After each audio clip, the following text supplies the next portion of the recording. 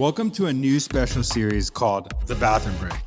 That extra 10 minutes you either have to listen to marketing tips or use the bathroom or both. But I don't recommend both, but that's your choice. This collab is going to be super fun. We have Daniel Murray from the Marketing Millennials and me, Jay Schwedelson from the Do This Not That podcast and subjectline.com. Each episode in the series, we are going to go over quick tips about different marketing topics.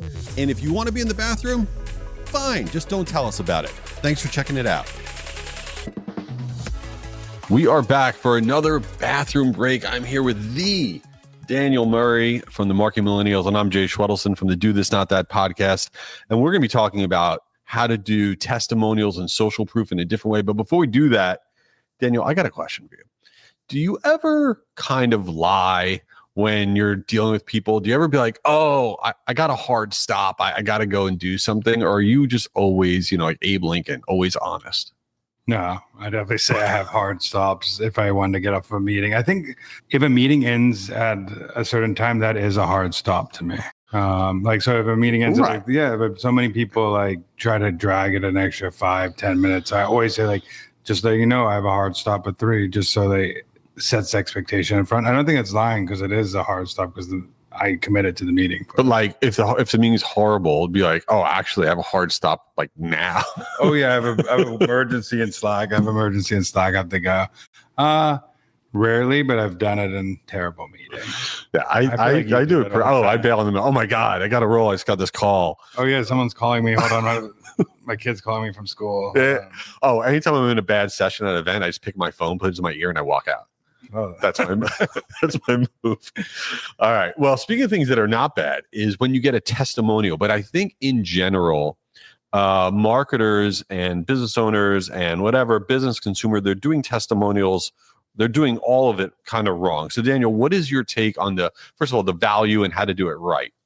Well, first of all, we'll go into the why, just for people who are on the fence about it. Social proof is psychology. So people trust people who are like them. So if you have people who are similar to you, it'll push them through the line in a purchase choice. And I think it's kind of like table stakes now for marketers to have it on landing page where there's a form that can convert people. And I think, Jay, if you want to go into your first one, and I'll give a couple, but I just want to set it up that you need to have this it's a must if you want to increase conversions on your landing page. Yeah, no, it is 100% table stakes. It's more important than anything else on your site is some version of social proof. But the thing that people mess up is that, well, let's say you have testimonials and you only need one. You don't need 1,000. You need 1 or 2. But what you don't want to do is have generic testimonials, whether you're a consumer product or business. So you don't want a testimonial on your site that says, this is great, or I loved it. It doesn't mean anything. The secret sauce actually increases conversions is quantifiable social proof. So if it was on the business side, how does that look? So instead of saying, this is great application, it would say, in just 60 days, we cut our onboarding time by 43% using blah, blah, blah. Right? Or on the consumer side, it might say, we saved $146 a month by using blah, blah, blah. When somebody can see themselves in the social proof, that's when they say, you know what, I'm going to buy. It's that last vote of confidence. So what do you think about all that? Yeah, I think I'll add on to that. And if you want to take it one step further, is having iPhone style user generated content or UGC on the page where an actual customer is talking about this outcome they got. I think if you're looking at the consumer side, it's someone actually using your product. So if you're in beauty industry, someone trying on the makeup. If you're taking a supplement, showing your morning routine with the supplement. But in the B2B side, you could show you can have someone talking, and when someone sees this person with this title talking, it's more of a personal connection, and it will help drive that person that extra inch to get you through the purchase. And that's what it's all about. It's that last validation. They're on the fence. Are they going to buy? Are they not going to buy? And another one that some people do, but we don't do it enough, is using logos. Hopefully everybody has some clients Okay. Consumer products, business products, doesn't matter.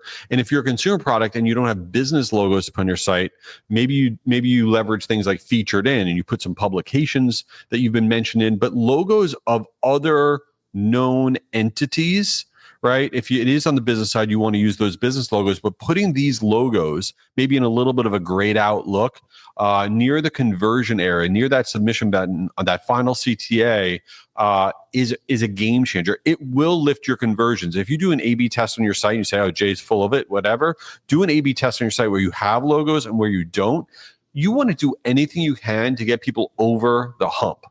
I would also say that if you're doing like ads to a landing page and it's a certain customer you're targeting, like don't keep the generic logos on every single page. Make sure it like matches your client. Like I see one thing you could do too is like if you have a pricing page in different tiers, have like the different customers like of different tiers. So well-known SM, like small business customers, well-known like medium business customer, well-known enterprise customers.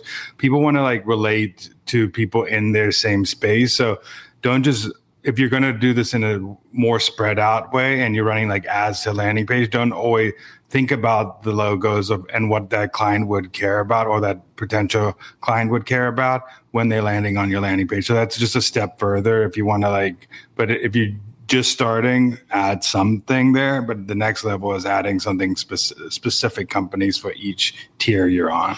Yeah, and I would throw in one last one, which we do with our events, which is we use logos of people who are attending our events, which when we first got started with our events, we didn't have like the craziest speakers or the biggest sponsors. We're like, well, how can we get some social proof? But we had a bunch of registrants and they were from really cool companies. And we're like, you know what? We put up on the site, you'll be there joining other people that will also be there from these companies.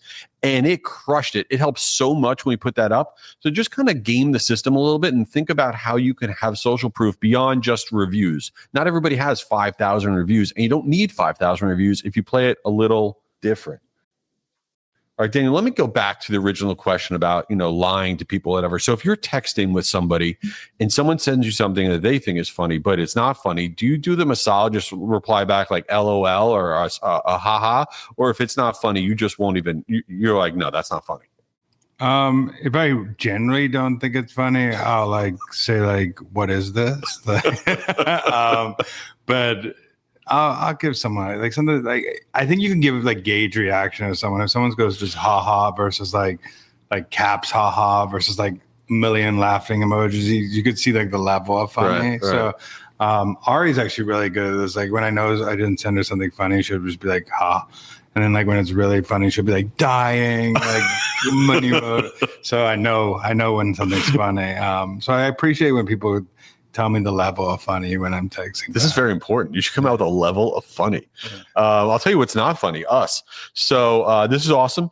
Listen, leave the Marketing Millennials a review, follow their show. And if you're really bored, do that for Do This, Not That. And we'll see you at the next one. Daniel, come on, man. I got to get back to work. Get out of there. All right. While he's still in there, this is Jay. Check out my podcast, Do This, Not That, for marketers. Each week we share really quick tips on stuff that can improve your marketing, and I hope you give it a try. Oh, here's Daniel. He's finally out. Back from my bathroom break. This is Daniel. Go follow the Marketing Millennials podcast, but also tune into this series. It's once a week, the bathroom break. We talk about marketing tips that we just spew out, and it could be anything from email, subject line, to any marketing tips in the world. We'll talk about it. Just give us a shout on LinkedIn and tell us what you want to hear. Peace out. Later.